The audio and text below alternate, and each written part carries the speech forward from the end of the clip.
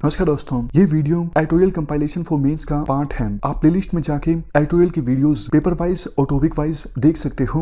और अगर आप दिसंबर 2019 के बाद की वीडियोस को देखना चाहते हो तो वीडियो के नीचे मौजूद ज्वाइन बटन की सहायता से आप मेंबरशिप को ज्वाइन कर सकते हो। चलिए डिस्कशन स्टार्ट करते हैं। आप जीएस पेपर 3 के इस टॉपिक से आर्टिकल को कनेक्ट कर सकते हो। ये आर्टिकल विजय गोखले के द्वारा लिखा गया है, जो कि कुछ ही दिनों पहले फॉरेन सेक्रेटरी के पद से रिटायर हुए हैं। देखो, अभी हमारा और मीडिया का पूरा ध्यान लद्दाख में इंडिया चाइना बॉर्डर डिस्प्यूट पर है, लेकिन हमें यह नहीं भूलना चाहिए कि इंडियन ओशन में और आसपास के सीज में चाइना की जो एक्टिविटीज़ हैं पिछले कुछ समय में लगातार बढ़ती जा रही हैं। चाइना इंडियन ओशन में अपनी डोमिनेंस इस्टेब्लिश करना चाहता है। 2018 में भी और 2019 में भी चाइना के जो साइंटिफिक वेसल्स हैं उन्होंने हमारे पानी में हमारा जो एक्सक्लूसिव इकोनॉमिक जोन है, देखो इंडिया के कोस्ट से 200 नॉटिकल माइल्स तक का जो एरिया है ये इंडिया का एक्सक्लूसिव इकोनॉमिक जोन है। इसके अंदर चाइना के साइंटिफिक वेसल्स की एक्टिविटीज़ को रिकॉर्ड किया गया है। चाइना वैसे कहता है हमारे जो ये रिसर्च वेसल्स रिसर्च कर रहे हैं इससे पूरे वर्ल्ड को फ़ायदा होगा।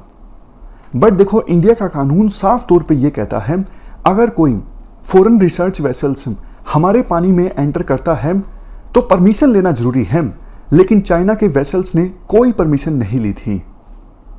प्रीवियस एक्सपीरियंस हमें देखो ये बताता है कि चाइना किस प्रकार से अपने इन रिसर्च वेसल्स का इस्तेमाल करता है ओशियोनोग्राफिक डेटा को इकट्ठा करने के लिए, ताकि उस डेटा का मिलिट्री पर्पजेस के लिए इस्तेमाल किया जा सके।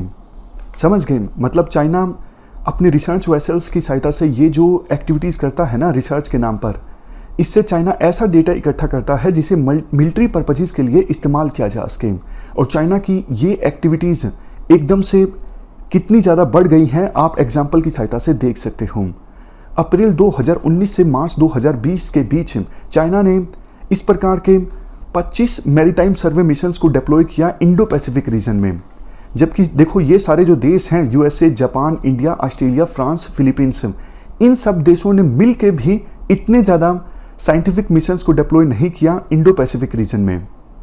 वैसे देखो, इस साल की शुरुआत में ऑस्ट्रेलिया ने भी अपने कंसर्न्स जाहिर किए थे एक चाइनीज़ रिसर्च वेसल जिसका नाम है सियांग यंग होंग नंबर 1। इस रिसर्च वेसल के द्वारा अपनी एक्टिविटीज़ को कैरी आउट किया जा रहा था मेनलैंड ऑस्ट्रेलिया और क्रिसमस आइलैंड के बीच। एक बार आप लोकेशन देख लीजिए, ये ऑस्ट्रेलिया का मेनलैंड है और ये है क्रिसमस आइलैंड। ये क्रिसमस आइलैंड है और यहाँ पर ऑस्ट्रेलिया मेनलैंड है। तो दोनों के बीच जो इंटरनेशनल वाटर है वहाँ पर चाइना के इस रिसर्च वेसल के द्वारा एक्टिविटीज़ कैरी आउट की जा रही थी, नाम के तौर पर रिसर्च संबंधित। बट ऑस्ट्रेलिया का आरोप ये है ऑस्ट्रेलिया से साउथ चाइना सी के जो सबमरीन रूट्स हैं उन पर भी डेटा इकट्ठा किया जा रहा था चाइना के इस रिसर्च वेसल के द्वारा। और यही रिसर्च वेसल पिछले साल अप्रैल मई में अंडमान सी के साउथ में अपनी एक्टिविटीज़ कैरी आउट कर रहा था। इवन देखो, कंबोडिया के जो अपोजिशन लीडर हैं सैम रेनसे, इनके अनुसार चाइना के द्वारा एक निश्चित पैटर्न को फॉलो किया जाता है, पैटर्न ऑफ डिनाइल एंड ऑब्फस्केशन। ऑब्फस्केशन का मतलब होता है ओपेकनेस, मतलब कोई चीज़ क्लियर ना हो। मैं आपको एग्जांपल देता हूँ, जैसे लद्दाख में चाइना की फोर्सेस आगे आ गई, चाइना डिनाई करेगा नहीं हमने ऐसा कुछ नहीं किया है, बिल्कुल क्लैरिटी नहीं होगी पहले एलएसी क्या थी बाद में क्या होगी, लेकिन धीरे धीरे चाइना अपनी टेरिटरी को इंक्रीज करता जाएगा। कंबोडिया के ओपोजिशन लीडर ये बोलते हैं जैसे साउथ चाइना सी में जो स्प्रेटली आइलैंड्स हैं, आप ये लोकेशन देखिए, यहाँ पर चाइना ने अपने मिलिट्री बेस इस्टेब्लिश कर लिए हैं। पहले जब आसपास के देश विरोध जताया करते थे तो चाइना मना किया करता था, नहीं हमारा कोई उद्देश्य नहीं है इन आइलैंड्स पर मिलिट्री बेस इस्टेब्लिश करने का, हम इंटरेस्टेड नहीं हैं, हम ऐसा कुछ नहीं कर रहे हैं। बहुत ज़्यादा क्लैरिटी नहीं थी इस इशू पर, लेकिन बाद में चाइना ने एकदम से डिक्लेयर तो किया ही नहीं, लेकिन अब सारे जानते हैं कि चाइना के मिलिट्री बेस हैं यहाँ पर स्प्रेटली आइलैंड्स पर। यही पैटर्न अभी चाइना अलग अलग जगहों पर फॉलो कर रहा है। शुरुआत में बोला गया जिबूती में चाइना का जो बेस है, आप लोकेशन देख लीजिए जिबूती में, ये गल्फ ऑफ एडन है और ये है जिबूती, यहाँ पर चाइना का बेस है। पहले चाइना के द्वारा कहा गया ये बेस सिर्फ लॉजिस्टिक्स बेस है, लेकिन अब किसी से छुपा नहीं है, ये बेस जो है वो सिर्फ लॉजिस्टिक्स फैसिलिटी नहीं है, ये एक नेवल बेस है। कंबोडिया के ओपोजिशन लीडर तो ये भी आरोप लगाते हैं, कंबोडिया का जो रिम नेवल बेस है, आप मैप देखिए, ये है कंबोडिया का रिम नेवल बेस। एक सीक्रेट डील के तहत चाइना को एक्सक्लूसिव एक्सेस दे दी गई है कंबोडिया की सरकार के द्वारा इस रिम नेवल बेस की। अगर देखो ऐसा सच है तो आप देख सकते हो कि चाइना एक और स्टेप क्लोजर आ गया है हमारे कोस्ट के। हमारे आसपास बहुत सारे ऐसे पोर्ट्स हैं जिसको एक्सेस किया जा सकता है चाइना की मिलिट्री के द्वारा। फॉर एग्जांपल पाकिस्तान में पोर्ट ग्वादर, श्रीलंका में हम्बनतोता पोर्ट, म्यांमार में क्याओप्यू पोर्ट, इसके अलावा कंबोडिया में रिम नेवल बेस। मतलब एक थ्योरी जो है स्ट्रिंग ऑफ पर्ल्स की, जिसके अनुसार इंडियन ओशन में वेरियस पोर्ट्स को एक्सेस करके चाइना इंडियन ओशन में अपनी डोमिनेंस इस्टेब्लिश करना चाहता है। वो स्ट्रिंग ऑफ पर्ल्स थ्योरी अब धीरे धीरे सच साबित होती जा रही है। इसके अलावा देखो बात करें चाइना के जो रिसर्च वेसल्स इंडिया के पानी में आए, इंडिया के एक्सक्लूसिव इकोनॉमिक जोन में आए, क्या ये सही है या गलत है? देखो सी लेन्स की जो कन्वेंशन है ये ओपन टू इंटरप्रिटेशन है।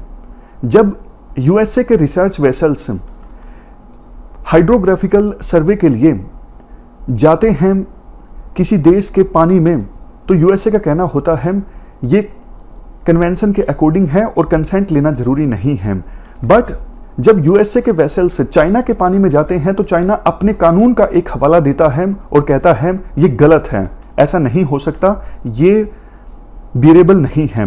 बट वही चाइना दूसरे देशों के पानी में घुस जाता है बिना उनकी कंसेंट लिए और तब हवाला देता है कि हम जो रिसर्च कर रहे हैं इससे पूरे वर्ल्ड को फायदा होगा। तो ये देखो, और देखो अगर ये कंबोडिया के रिम नेवल बेस की एक्सेस की बात सही साबित होती है तो चाइना के द्वारा इस इंडियन ओशन में अपने सबमरीन्स और दूसरे वेसल्स को डिप्लॉय करना और भी ज़्यादा आसान हो जाएगा। चाइना और बेहतर ढंग से इंडियन ओशन में डेटा इकट्ठा कर सकेगा, सी के नीचे के डेटा। कल को देखो आवश्यकता पड़ने पर सबमरीन्स डिप्लॉय करनी पड़ती हैं तो सबमरीन्स आसानी से काम कर सकेगी उस डेटा की सहायता से इंडियन ओशन रीजन में, जो कि इंडिया के लिए काफ़ी कंसर्निंग चीज़ है। इसके बाद राइटर के द्वारा कहा जाता है 3 तरीकों से चाइना इंडियन ओशन रीजन में डेटा इकट्ठा करने की कोशिश कर सकता है। सबसे पहला तरीका, चाइना हमारे आसपास के पानी में यानी हमारे एक्सक्लूसिव इकोनॉमिक जोन में फिर से रिसर्च वेसल्स भेज सकता है। वो रिसर्च वेसल्स हो सकता है चाइना के कोस्ट गार्ड्स के द्वारा सेफ गार्डेड हो, मतलब एस्कॉर्ट प्रोवाइड हो उस रिसर्च वेसल को, और हो सकता है उस रिसर्च वेसल के आसपास फिशिंग वेसल्स भी हों।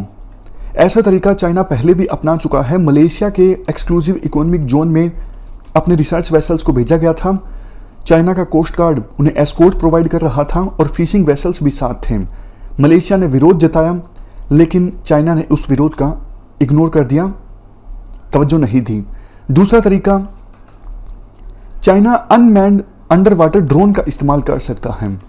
जैसे देखो ऑस्ट्रेलिया के आसपास से डेटा इकट्ठा करने के लिए चाइना ने अनमैन्ड अंडर वाटर ड्रोन का इस्तेमाल किया, तो इंडियन ओशन में भी ऐसा ही किया जा सकता है चाइना के द्वारा।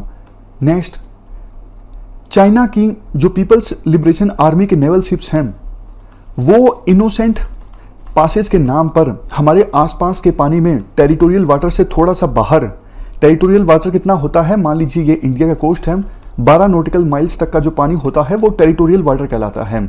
इसके बाहर इनोसेंट पासेज के नाम पर जरूरी डेटा इकट्ठा कर सकता है, तो हमें सतर्क रहना चाहिए। देखो हमारे पास कैपेबिलिटी है, लेकिन हमारी जो वेरियस एजेंसीज हैं उनको कोऑर्डिनेशन से काम करना होगा ताकि चाइना के सबमरीन्स की या फिर नेवल वेसल्स की एक्टिविटीज़ को पहले से डिटेक्ट किया जा सके, इसके साथ साथ हमें पहले से तैयार रहना चाहिए कि अगर चाइना का कोई रिसर्च वेसल आता है तो हम कैसे रिस्पॉन्ड करेंगे, अगर इनोसेंट पैसेज की मांग की जाती है चाइना के किसी वेसल के द्वारा तो हमारा कैसा रिस्पॉन्स होगा, और अनमैन्ड अंडर वाटर ड्रोन को भी डिटेक्ट करने के लिए हमें हमारी कैपेबिलिटी को और ज़्यादा इन्हेंस करने की आवश्यकता है। इसके लिए हम लाइक माइंडेड कंट्रीज़ के साथ मिलकर काम कर सकते हैं, जैसे ऑस्ट्रेलिया, जापान, यूएसए।